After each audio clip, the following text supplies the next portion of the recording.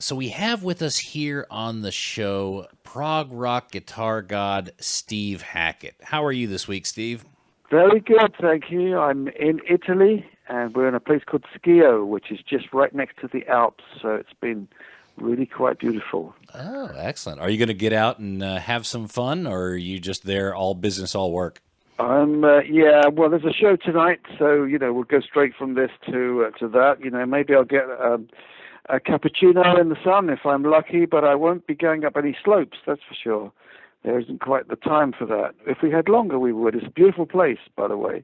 It'd be a shame for you to take a tumble right in the middle of a world tour also, yeah? Well, that's true, yeah. I used to worry about that with Peter Gabriel, who did break a leg literally once or twice, and used to go skiing. I used to think, well, hey, not the sort of thing I'd do on tour, but they, live dangerously. Yeah, well, I guess you could do vocals from a wheelchair, but it's pretty hard to do guitar with an arm sling. That's right. Yeah.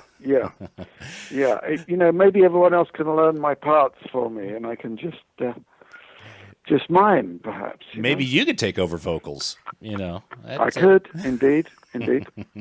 Now, you're currently touring the world, playing tracks from your new LP, The Night Siren, which we're very eager to speak with you about. It's an incredible record. But you're also doing tracks from the Genesis album, Wind and Wuthering. Why the mix of the new and the old?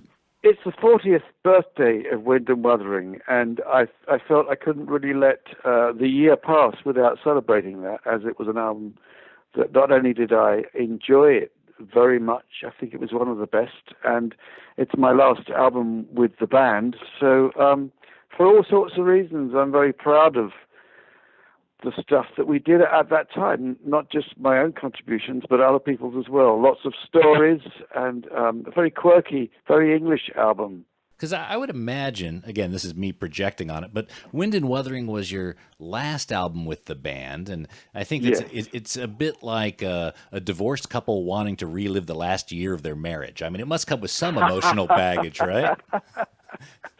That's a very good way of describing it, but it wasn't the album that I was unhappy with. I wanted to basically do solo stuff, and that was a no-no with the band.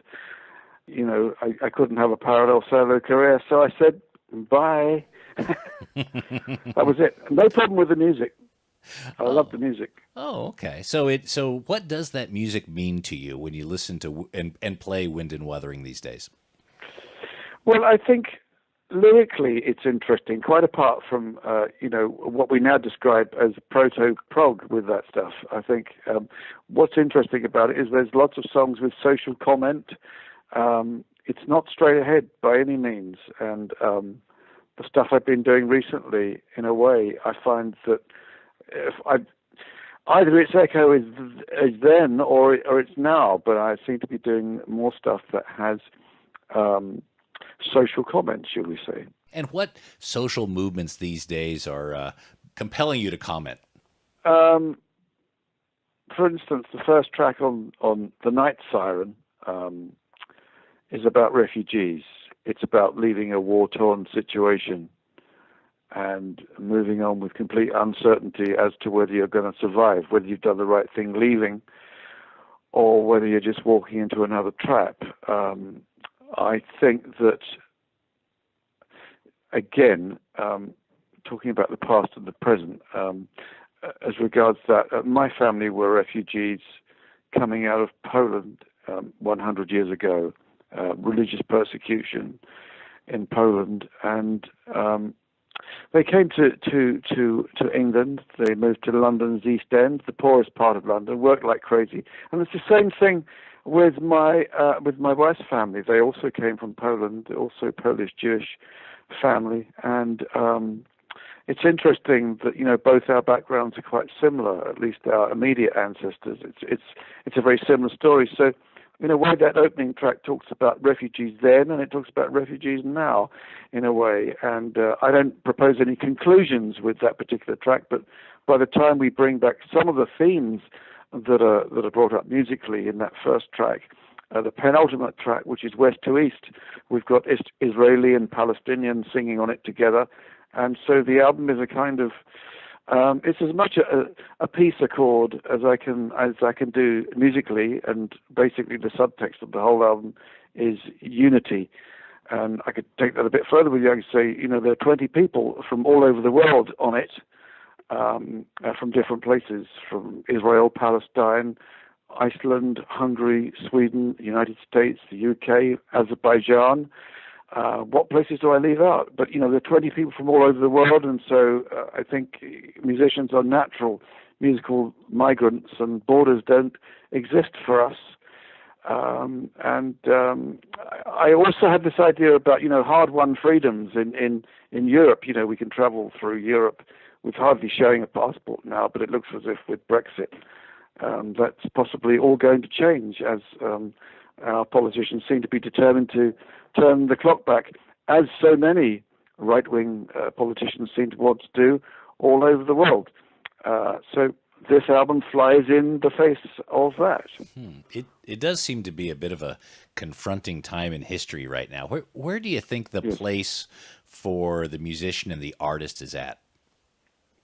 Well, I think that it was interesting, hearing about Bruce Springsteen a while back, just after the elections, and it seems to me, certain people will carry on doing pop songs and specifically relating their songs merely to the mating ritual, and others will become more proactive, perhaps with social comment or political stances. But the world is in a very dangerous spot right now, and well, maybe it's just that I've grown up and I'm just much more aware of it, but it does seem as if the rise of the right is very much propounding the same sort of histrionic theories that Hitler came up with, and I like to think that the failure of politicians to lead people into anything safer than a lemming-like attitude of jumping over cliffs. I like to think that perhaps artists and the media and journalists and people that are intelligent might just like to say, well, actually, we arrived at where we are today, and we've got our economic securities and world peace, at least in the regions that we inhabit, because of multicultural diversity. That's what we did. That's what the United States is all about. This is what, it's why it's united. That's why England has such multicultural diversity. The reason why you can go into any restaurant anywhere in Great Britain, and you'll find you could eat an Indian, you could eat Chinese, you can eat French, Italian, and that'll be some of just the remote places, never mind London and the capital. So are we saying goodbye to all of that? Are we going back to the caves? Are we going back to the villages? Is the first national anthem, or was it God bless all those in Cave 13 and to hell with all the rest? Where are we headed? Yeah, I find myself these days being nostalgic for 6 months ago. Yeah, indeed. It was a simpler time back then. It seemed like a simpler time. It seemed like a whole Beach Boys song back then, didn't it? You know what I mean? Hi, good morning, mum, ba ba ba bum ba bum. And now it's stand by your bunks. So let's go back a little bit further than 6 months. Quickly talk about your history. Now, what was it like being a young Master Hackett in the UK? Oh, growing up in the UK, I think it was a very good place to grow up. I was born in London, a wonderful time to be around in the 1960s. Once the Beatles had relocated to London, it was an extraordinary place to be for a budding musician. And I was still at school when Swinging London was in full cry, but it was a great place. I used to bump into the odd Rolling Stone in the street, they all seemed impossibly glamorous to me when I was stuck there in my school uniform. But I thought, one day I will have a crack at this. You weren't old enough to venture down Carnaby Street and the psychedelic regalia, but you... Oh yeah, no, I was. I left school in 1966, and but the 60s started before that, and there was a lot happening by then. Carnaby Street was there, King's Road was there, It was very interesting. I managed to see the Paul Butterfield Blues Band with Mike Bloomfield and Elvin Bishop in 1966, who were extraordinary with their mixed race band, when there were still race riots going on back home for you guys. And that was extraordinary seeing them, and what a wonderful band that was. I don't think those race riots have stopped, by the way. I think they're still They're still going. They never stopped. Right. Yeah, somewhere right. there's a car burning somewhere at any time. Oh, yeah. Yes. You're not just talking about the White House, right? Yeah, for No. sure. Yeah. So what made you decide that music was a logical step for you? Well, at the age of 2, I was trying to sound just like my dad, who could play many musical instruments just for fun. He was a very gifted amateur. And so from the age of 2, I was trying to play harmonica just like him. They started buying me those. And so music started early on. 10 years before attempting anything on guitar, I was already playing harmonica and chromatic and listening to Larry Adler, and then the blues happened, and that changed my approach to that instrument. But it was still a very interesting time. Loved listening to the radio. Sometimes I would just stay in for a whole evening at school, and in the very early 60s, very interesting, listening to the Everlys and Roy Orbison, and there were some great things going on at that time. Great balladeers, beautiful stuff. And was your family a musical family? Were they supportive of your interests? Yes, they were. They were musical. Basically, my dad played. I played. My brother John, who's 5 years younger than me, was to become a really gifted flute player, and he also took up guitar. So he's making albums. These days he does classical stuff, he does rock stuff. It's pretty much like me, in a way. We've straddled a few different genres in our time. And I believe the two of you had a band in the early days. Is that Quiet World? Do I have the story right? Yes. Well, funnily enough, a year before Genesis, I joined a bunch of guys who had that band and owned the band name Quiet World, and they were 3 guys who'd really grown up in South Africa. They were originally English, but then returned to England, and they were looking for a band, and they were signed to Pi Records, and they operated under a number of different names. Sometimes they were called Quiet World, sometimes they were called Greenwich Village, and we made a few things with them, and John was invited to be part of that, which was very nice of them, because he was very young at the time. I was a mere 20, and he would have been 15. You had at least one release with that band. That's right. The Road, which is quite a collectible record these days. When's the last time you heard that record? Ooh, I was listening to some extras that were on it, because it's been re-released with some other stuff that was done after I left the band, and so I listened to it quite recently. Yes. Do you listen to a lot of your older recordings, records you were part of 20 years ago or more? Not that much, unless it's to relearn something that I'm going to do live. I tend not to sit down and wallow in that nostalgia.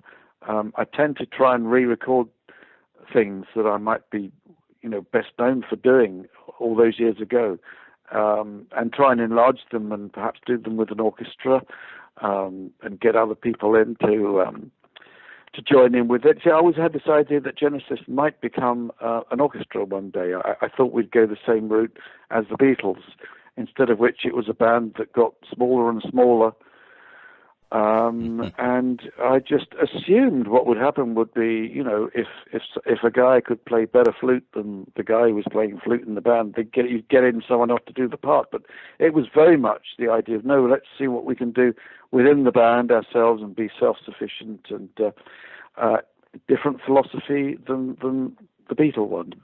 Well, yeah, certainly a different trajectory. Now, when you joined Genesis, they were still quite a small band. In fact, yeah, I believe Yeah. you and Phil Collins joined the band around the same time. How did the band change once you guys were part of that unit? Well, um, I think we were both coming from different backgrounds. Phil was from a stage school background. He'd been singing in the musical Oliver. He'd been singing the part of the Artful Dodger in Oliver, Lionel Bart's Oliver, which was a big hit show in the West End and then became a big hit film. Although someone else got the part of the Artful Dodger, but I think that he'd moved on by then. But he'd made films as a child actor, and he'd switched to drums, and he didn't really want to sing, although he had a tremendous facility to do that. He felt that drumming was a much more respectable gig for him. And my background was different. You see, the other guys in the band had been at school together. They'd been in a private school. They'd been locked up away from women from the age of 11 up to whatever age they left. And so I guess really the identity of Genesis was being forged way back then.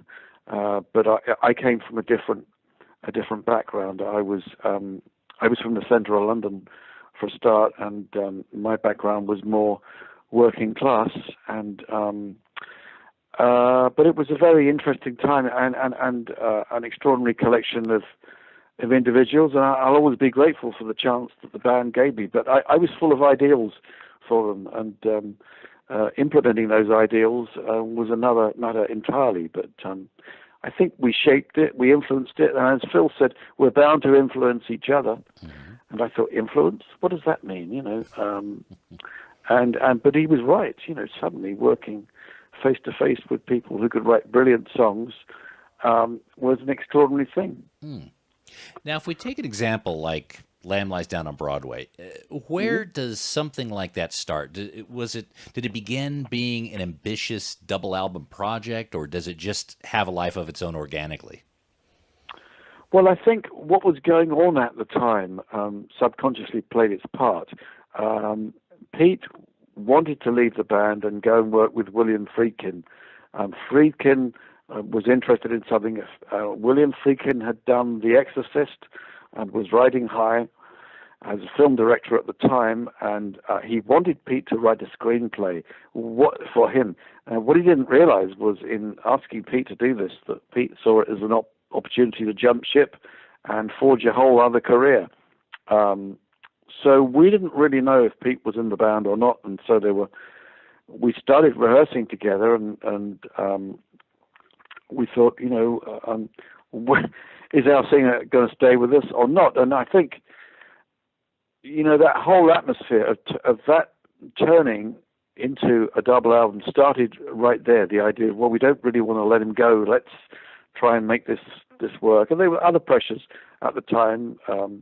His wife was expecting a child, and it was a very difficult touch and go as to whether his child was going to live, his daughter.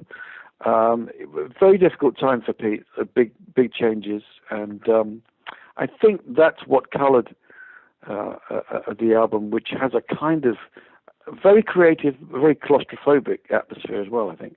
Yeah, it seems like it must have been a bit of a painful album. I mean, at the time you had personal struggles. I believe you had an injury.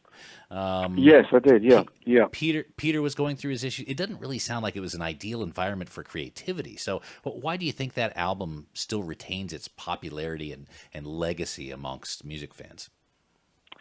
Well, you know, we were rehearsing in a house that had just been vacated by Led Zeppelin. It sounds like a big cleanup job. Doesn't it? It was a big cleanup job. But I tell you what, you know, the Zeppelin guys swore that the place was haunted, and I couldn't get to sleep at night for some of the noises that were going on at the time. It was probably just the rats, but that was weird. All of that was strange. But I think Lamb Lies Down on Broadway is a real one-off. I don't think that a band has ever done anything quite like that before or since. I would agree with you there. So after Lamb Lies Down, Peter leaves the band. How many vocalists did you guys go through before you discovered, oh, let's grab Phil from behind the drums and give him the job? I proposed that. It's a funny thing because Phil had already sung on Selling You by the Pound. He'd already sung More Fool Me. He'd had one track where it was just him, and he sounded remarkably like Pete. So by the time I came to do Voyage of the Acolyte, the first solo thing, while I was still a member of the band in 1975, Phil agreed to play drums on it and also sang one of the tracks called Star of Sirius. And he obviously had a great voice. And at the time, I remember when Phil was getting married to his first wife, John Anderson of Yes was one of the guests there. And John said to me, well, why don't you make Phil the singer? And I said, look, that's a great idea. I'd love to do that, but I don't think the others will go along with that. They're not so keen on the idea of singing drummers. And he said, well, why don't you get in another instrumentalist to do it? And in a way, he was absolutely right. And that's eventually what we did, but not after, going through 200 or so, tapes and singers and actually going in and recording with one of them. And Phil just went in and just did a much better job immediately. And so the idea of the singing drummer was born once again. Was it a selling job that you had to get him to take it, or was he ready for it? No, he was ready for it by then. He was mad keen on it because I think that he was at the point where he might just have left the band and got and joined another one.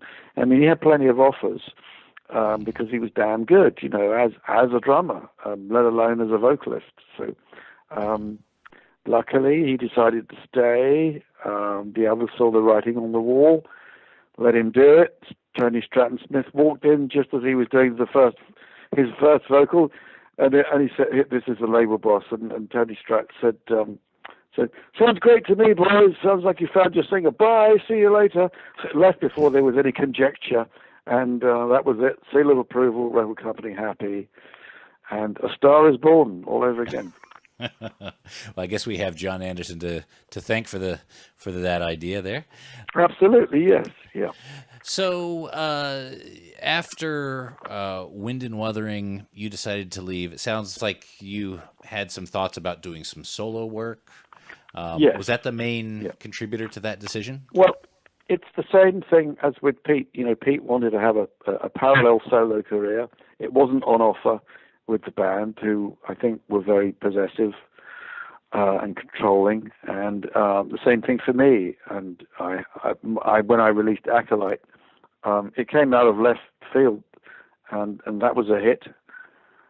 The album did very well, and I felt the need to honor my contractual commitments to Chrysalis at the time, and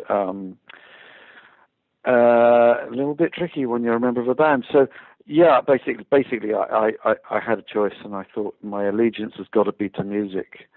You can't keep a good Hackett down or a good Gabriel, can you? Or Mike and the Mechanics, Or a Mike and the Mechanics. Yeah, well, that was, yes, it was a little bit a case of, do as I say rather than not as I do, of course, but hey, well, someone had to set the example, so. Well, once a band starts to hemorrhage members, the writing's on the wall, isn't it?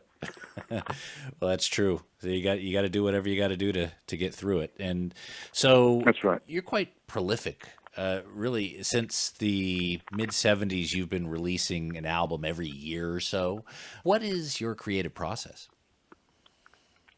I travel a lot. It's part of the job, but I do love travel, and so part of what we do is travelogue. My wife and I write songs together these days, and not just lyrically from her end. She'll often suggest a lyric, and either of us can run with the ball, but she also writes melodies as well, and they're very good. And there's a lot of her influence on the new album. That's part of the process. Of course, it's changed rather recently because we know so many people from all over the world, and so we go collecting performances and ideas in their raw form as data, and then try and assimilate them into a bigger picture. And that sort of level of exotica, if it's the use of the charango or the canal from Peru, or the duk from Armenia, or the sitar from India, or the input of an Icelandic drummer, it seems to work very well. Malik Mansurov from Azerbaijan playing the tar, related to the guitar and related to the sitar, wonderful little string instrument. All of that affects what we do, and it's a different approach. It's as if you're baking a cake, but prioritizing the icing first of all, by saying, it's important that we have those soloists and those solo moments, because you can get very tired building a song, and by the time you come to the end of it, you might not have the energy to do a wonderful guitar solo, and you might have run out of time, as is so often the case. So it's important to get those moments in, I think, early on, if you happen to be an instrumentalist. Well, it sounds like, if you don't mind me editorializing here a little bit, with your latest albums, the Night Siren, Wolflight, they do have that more international flavor. And as you say, that's part of the creative process, part of the things that you pick up while you're traveling. But that could also be related to the conversation we just had on social commentary. It's part of a larger picture. And so that's kind of the voice you're expressing these days. I think so. I think, the job of music is harmony in its widest sense.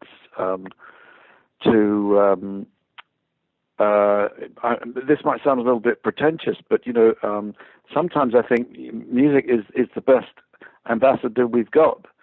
If you leave it in the hands of politicians, they tend to show up and say, "Well, if you don't do what I say, we're going to bomb you." And it's whereas the musician walks in and says, "Oh, I hope you like our show. I hope you show up to it." And if you like that, yes, maybe I'm working with some local musicians. And yes, I very much like your country. And what a rich tradition you have. If I visit China, I'm aware that I used the Cantonese koto back in the days of Spectral Mornings, shortly after Genesis. So I love the whole idea of world music in the widest sense of the word. Sometimes it's just a case of making friends with everybody. So you've got that idea of fellowship and extended family, and I love doing that. Now, do you have those instruments on stage during your current tour, or are those sounds electronically reproduced? Well, live, I tend to rely on more traditional instruments, but try and use them in an untraditional way. I do play harmonica. I've just started doing that live after years of not playing harmonica live at all, because people seem to like the harmonica moments on the album. There's one or two of those. So nice to be able to do that. I think, the more exotic instruments are a little more tricky. I don't know how I'd mic up a koto, for instance. I've no idea where I'd put the mic.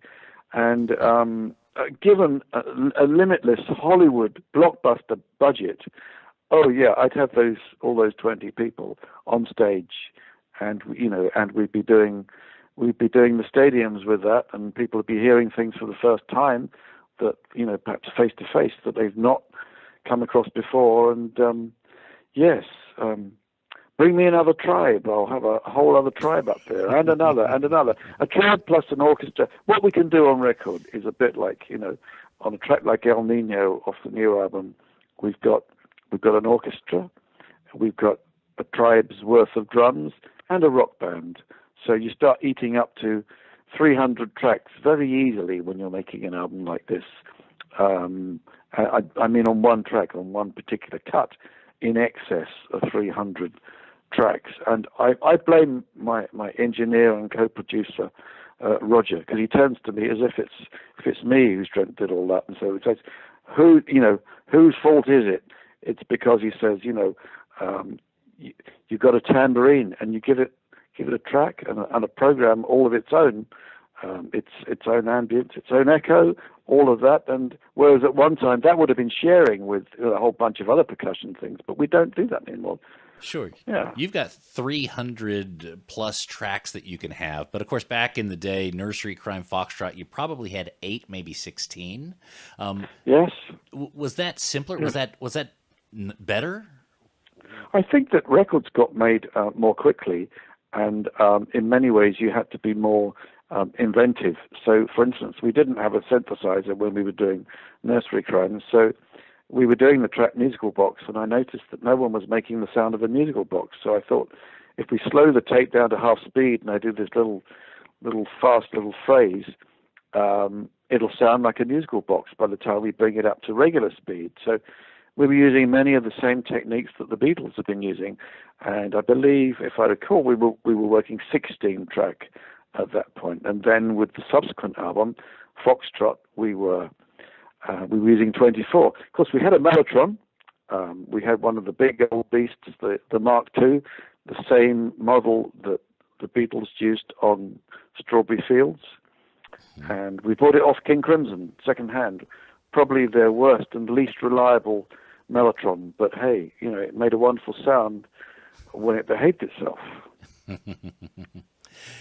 Now, with guitar, you're credited for pioneering finger tapping and sweep picking, which, in other words, inspired the likes of Eddie Van Halen, Yngwie Malmsteen. Do you accept that credit, or do you think it's a bit overblown?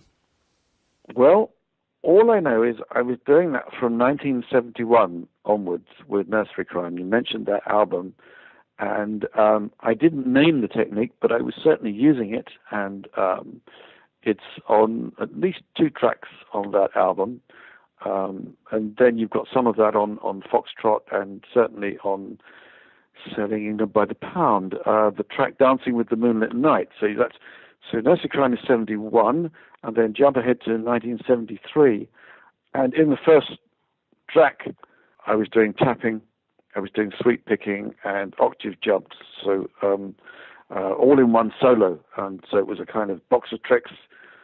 I have no idea if I'm the first person to have done that and to have done it on record.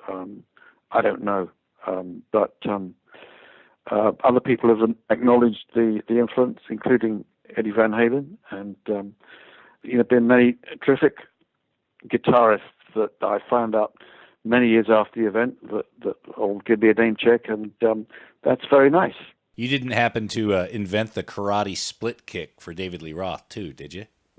No, I didn't do that. No, I think that was Bruce Lee. I think he was in there first, and I think Bruce was absolutely right when he said, "You've got to be like water, man. You've got to borrow from lots of different styles and make them your own, and be as flexible as water." I think this is the way to go. So I listened to him. And then he let out a jungle scream and grabbed 2 girls. Yeah, that's right. Yeah, that's it. That's it. Who are your guitar heroes? Oh, let me see. Certainly Andres Segovia. In the early days, I was first listening to Hank Marvin of the Shadows, and then extraordinary things happened in music. Brian Jones came along for a start, and playing slide, which absolutely blew me away. And he was a mean harmonica player too. So both things that let's just say I sort of jumped on it like a gannet, that, and Keith Richards too, the first Stones album. So I think they were both early heroes of mine, and then all the sonic developments were happening in blues for guitar. So between Eric Clapton, Peter Green, Jeff Beck, and little Jimi Hendrix, it was a great place to be, as I said before, to be in London. But Andres Segovia as well. I was listening to one thing in private and doing the other thing in public, and then those 2 streams started to come together, the stuff that we now call prog. I borrowed a lot from classical and borrowed from rock and blues and everything. So music that has the art of surprise, I think, is what it's all about. And you played with so many different musicians throughout your career. Yeah, Who is there anyone yeah. out there that you would like to play with that you haven't so far? There probably is, but you're putting me on the spot right now, and I have to figure out who that's going to be. There's a whole ton of them out there. Some of them are guitarists, and we all talk. And guitarists are famous for saying we must, do something together one day, man. And that's just happened recently with a couple of extraordinary players who are very, very creative, at least as creative as I am. And I think, well, yes, maybe it's possible. Maybe it's possible. Of course, we did GTR with Steve Howe back in the mid '80s. And I managed to work with quite a lot of the Yes guys over time. And don't forget the late, great Chris Squire, who was not only a great guitarist, was a great singer and driving force behind that band. So I've unfortunately in the past few months I've lost some extraordinary pals. John Wetton, the sweetest guy and very creative. So the brotherhood on one level is getting a bit slimmer. There's a lot of the thinning of the herd is going on practically a daily basis. But I've worked with some extraordinary people, is what I'm trying to say. Absolutely, and we're very glad to see you continue releasing some fantastic music. Again, the Night Siren is a great album, which of course people can get at hackettsongs.com. There are CD versions, downloadable versions, and of course vinyl versions. We are very vinyl centric here. Do vinyl records play a part in your life? They do, yeah. In fact, I was having this conversation with Roger King recently, and I said to him, what do you think the resurgence of interest in vinyl is down to? And he said, what I think it is obviously the fact you pick up a record and you've got the size of the album sleeve for a start, so you can stick it on your wall, ready-made artwork, for your favorite act. But there's the extra compression and distortion that comes with vinyl. So it gives things a sound. It gives it extra hum, and it just makes it sound liver at times. Now that, I think, favors rock music and even pop music, gives it a certain power. For classical music, I think, when you have more silences, the pristine nature of CD is probably better suited to that. But I think the more heavyweight stuff gains something. Of course, you can actually feed that into a digital a simulation of just what it's like to listen to that. But it's strange, isn't it? How we're turning the clock backwards and forwards the whole time with these different philosophies. Was it better then? Is it better now? How do you like to listen to your stuff? So personally, vinyl is my preferred format. I think a lot of it is just because of the ritual, the sound, the not to mention the musicianship. A lot of the music that was created in the 70s and 80s was by people who really practiced and really knew their stuff, whereas a lot of modern music really doesn't have that sort of history of discipline to build that sort of art. Well, that's interesting. So, in a way, yes, I remember that myself very much. I remember when a friend got hold of the first copy of Sergeant Pepper, and I remember the first copy of In the Court of the Crimson King, and many of those guys would have become pals. But just listening on a great system to that stuff was great. And then, of course, if you don't like the record, you've got a great frisbee on hand, as we did with 78s. But sorry to get that in there. But it's no, I remember that, and I'll tell you something else. I remember pride of place, traveling on the subway or the tube, as we call it, in London. I thought everyone has surely got to be interested in this thing that I've got in my lap here, and I take it out of the cover, and I'd imagine people were looking at it thinking that I'm holding gold dust. But it was that sort of sense of pride of place of stuff, and that's gone with the miniaturization of it all. So yeah, to have that piece of furniture in your hand that takes up a sizable part of your room, I think I understand the feel and the need for that. Sure. Oh, well, everyone had like a little art collection in their house, and you could go to somebody's Oh place yes. and you could learn a lot about that person just by flicking through those records really quick to see how much you have in common. Just looking at their wallpaper, of the amount of album sleeves they pinned to the wall, and it was very common. And how fascinating that was, and still is. There's something marvelous about it. You know, why is it that all that 60s and 70s stuff just looks bigger than the music that's happening now? And I also think that what you were saying about music at that time, in that pre-video era. The storytelling aspect of many of the songs was given pride of place. So it had a visual quality to it. You could imagine the story that went with that.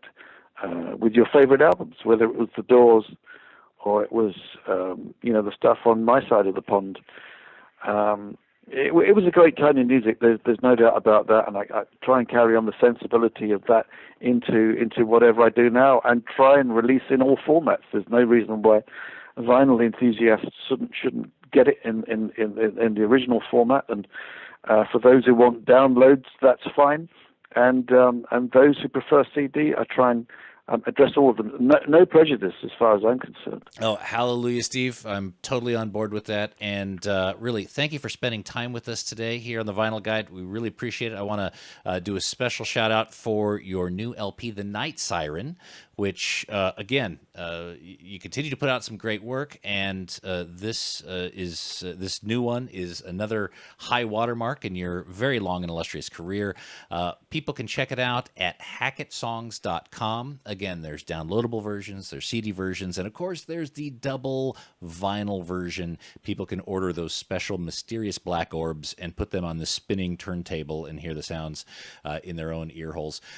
So there's the Night Siren. I think you also have Summer Storms and Rocking Rivers available on vinyl that people can check out. And of course, your entire catalog is available at hackettsongs.com.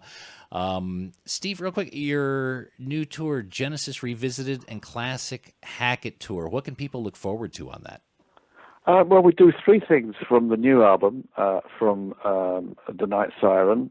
But I'm also doing many things that fans have asked for over the years.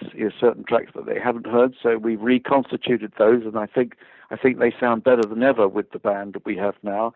And but then there comes a halfway point, and we celebrate the 40th birthday of Wind and Wuthering from 1977 to the present day. And we do not only most of that album live, we also do a little track called Inside and Out that was on an EP that was released at the time when the album was first out there. One of the best tunes, should have been on the album as far as I'm concerned, but it's a little act of restoration or restitution to be able to do that and give it pride of place along with the other tracks. Excellent. And the show right now is winding through Europe. You're in Italy today. In April, Yes. You'll start the tour of the UK, starting in Dublin, I believe, and then winding your way through the UK in May. That's right. And then down to Australia, Yep. my neck of the woods, in August. So that Right. is, we're looking forward to that. And people can check out dates of the Steve Hackett Genesis Revisited and Classic Hackett Tour again on hackettsongs.com. Steve, thank you so much for spending time with us. And Thank you. Please don't get on those ski slopes. And we'll see you down under in a few months. All right. Brilliant. Lovely talking to you. Cheers. Thank you so much. Really enjoyed it.